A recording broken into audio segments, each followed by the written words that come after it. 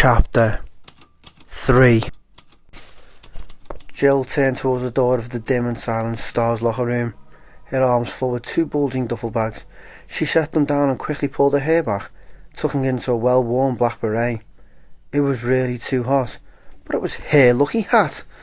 She glanced at her watch before hefting the bags, pleased to note that it had only taken her 3 minutes to load up. She'd gone through all of the Alpha lockers, grabbing utility belts, fingerless gloves, Kevlar vests and shoulder packs, noting that the lockers reflected their users' personalities.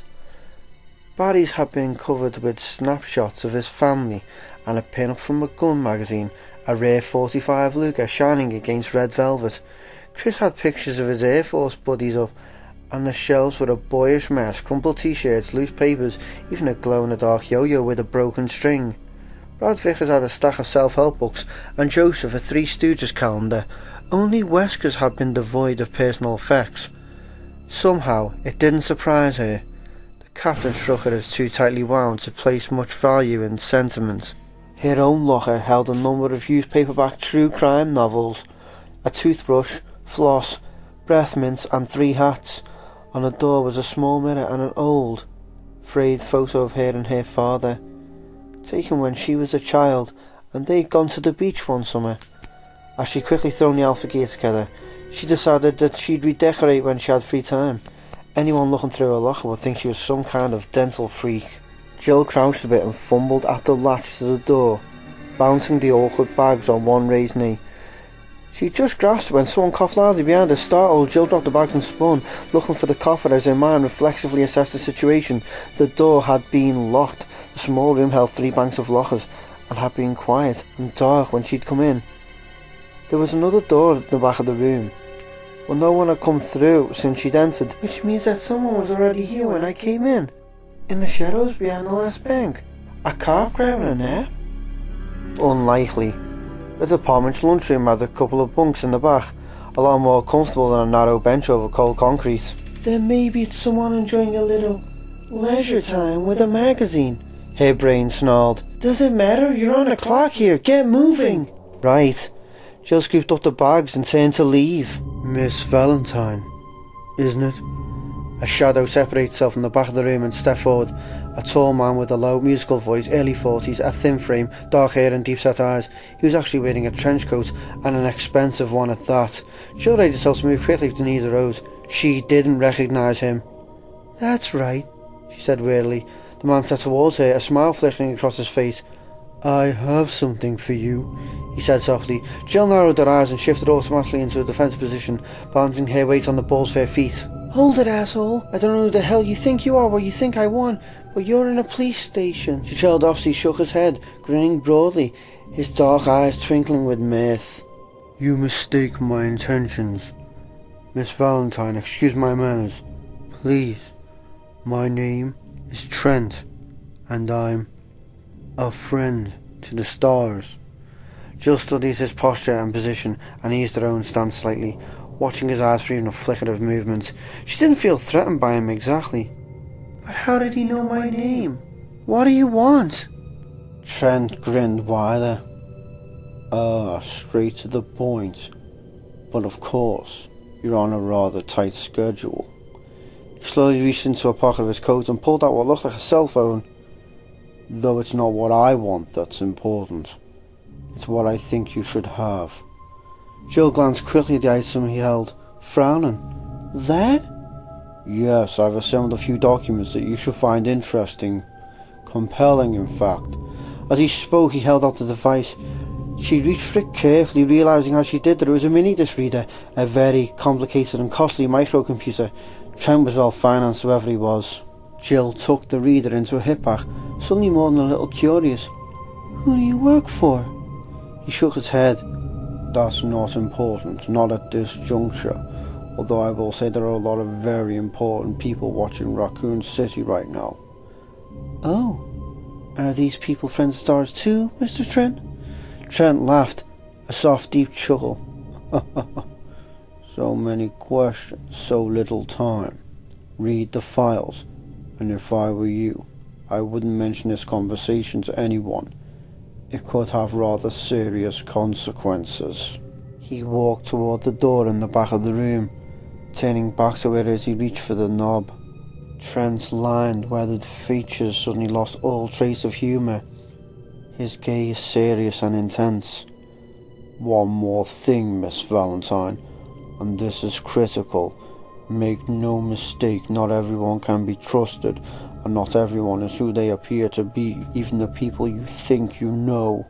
If you want to stay alive, you'll do well to remember it."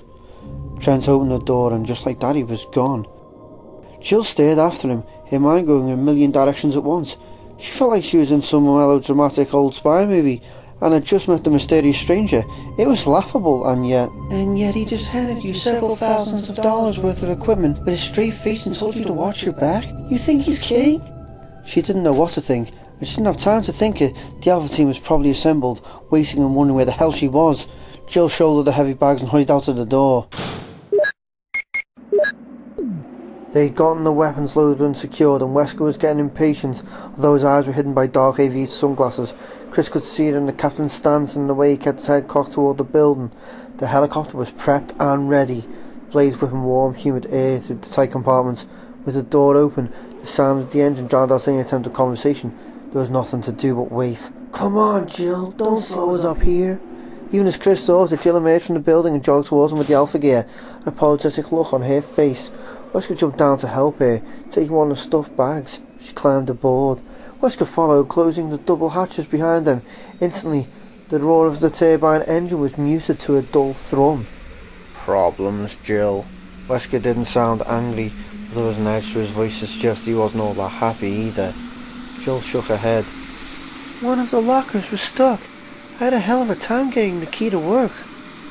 The captain stared at her for a moment, as if deciding whether or not to give it a hard time, then shrugged. "I'll call maintenance when we get back. Go ahead and distribute the gear." He picked up a headset and put it on, moving on to sit next to Brad.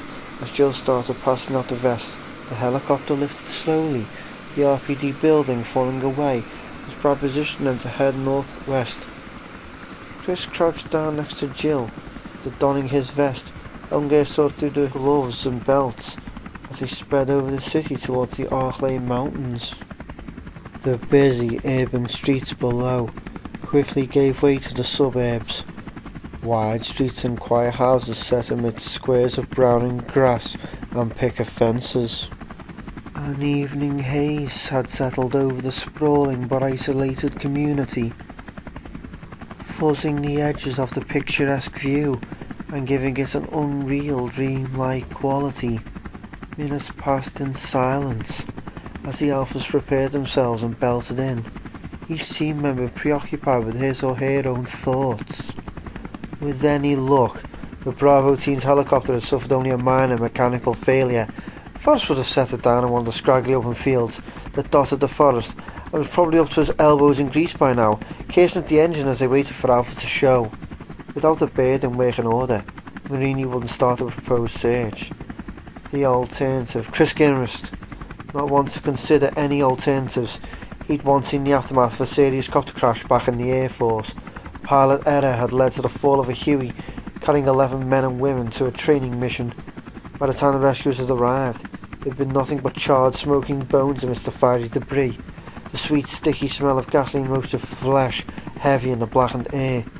Even the ground had been burning, and that was the image that had haunted his dreams for months afterwards.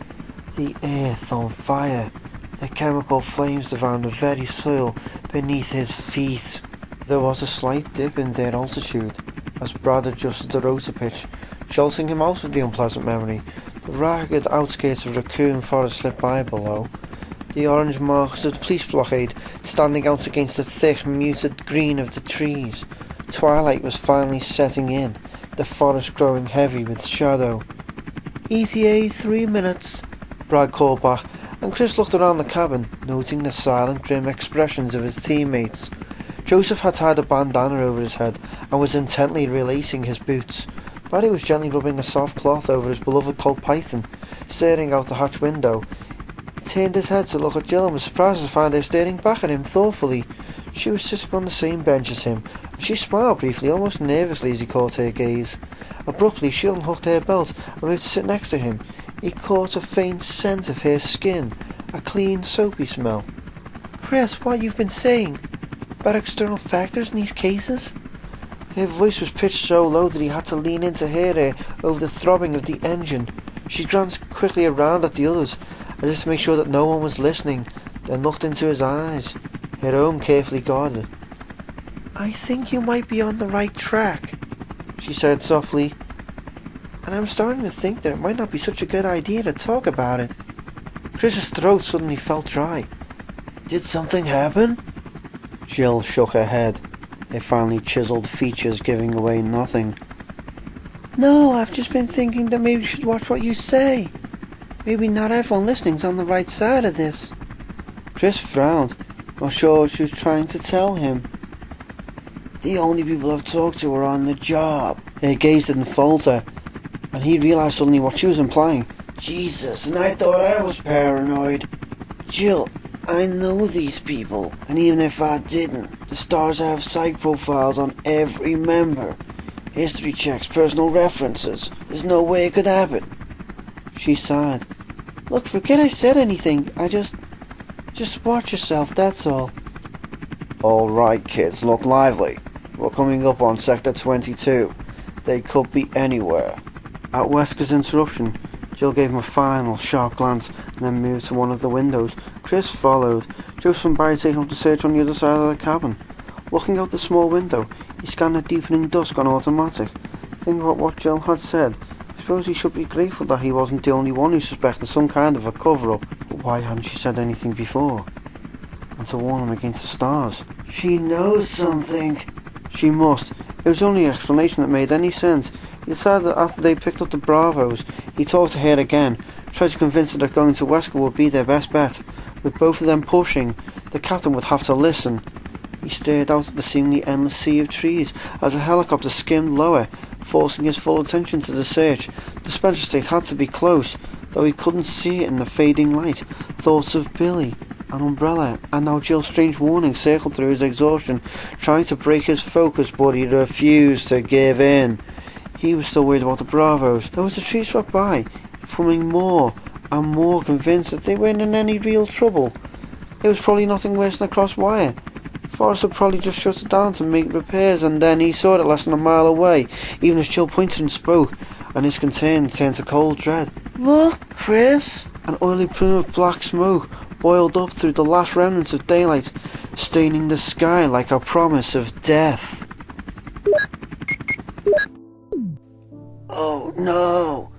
Barry clenched his jaw, staring at the stream of smoke that rose up from the trees, feeling sick.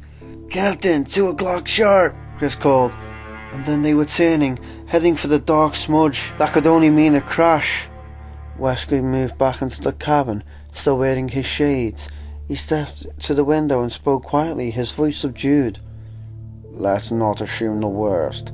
There's a possibility that a fire broke out after they landed, or that they started the fire on purpose, as a signal. Barry wished they could believe him, but even Wesker had to know better. With the copter shut down, a fire starting on its own was unlikely. If the Bravos wanted a signal, they would have used flares. Besides which, wood doesn't make that kind of smoke. But whatever it is, we won't know till we get there. Now, if I could have your full attention, please. Barry turned away from the window, saw the others do the same. Chris, Jill and Joseph all wore the same look, as he imagined he did. Shock. The stars sometimes got hurt in the line of duty. It was part of their job, but accidents like this? Wesker's only visible sign of distress was the set of his mouth, a thin grim line against his tan skin. Listen up. We've got people down there in a possibly hostile environment. I want all of you armed, and I want an organised approach. A standard fan as soon as we sat down. Barry, you'll take point. Barry nodded, pulling himself together. Wesker was right. Now was not the time to get emotional. Brad's going to set us down close to the site as he can get. What looks like a small clearing about 50 meters south of their last coordinates. He'll stay with the copter and keep it warm in case of trouble. Any questions? Nobody spoke. Wesker nodded briskly. Good. Barry, load us up. We can leave the rest of the gear on board and come back for it. The captain stepped to the front to talk to Brad, while Jill, Chris and Joseph turned to Barry. As weapons specialist, he checked the firearms in and out to each STARS team member and kept them in prime condition. Barry turned to the cabinet next to the outer hatch and unhooked the latch, exposing 6 Beretta 9mm handguns on a metal rack he cleaned and sighted only yesterday. Each weapon held 15 rounds, semi-jacketed hollow points.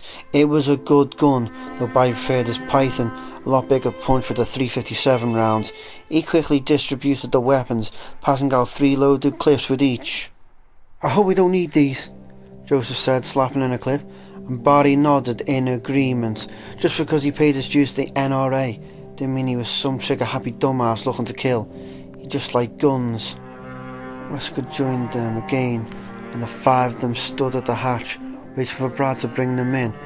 As they neared the plume of smoke, the helicopter's whirling blades pushed it down and out, creating a black fog that blended into the heavy shadows of the trees. Any chance of spotting the downed vehicle from the air was lost to the smoke and dusk. Brad swung them around and settled the bird into a scrappy patch of tall grass, snapping wildly from the forced wind, even if the rails wobbled to the ground. Barry had his hand on the latch, ready to move out. A warm hand fell on his shoulder. Barry turned and saw Chris, looking at him intently. "We're right with you," Chris said, and Barry nodded. He wasn't worried, not with the Alphas backing him up. All he was concerned with was Bravo team's situation. Rico Marini was a good friend of his. Marini's wife had babysat for the girls more times than Barry could count, and was friends with Kathy. The thought of him dead to a stupid mechanical screw-up. "Hang on, buddy, we're coming." One hand on the butt of his Colt, Barry pulled the handle and stepped into the humid, whipping twilight of Raccoon Forest, ready for anything.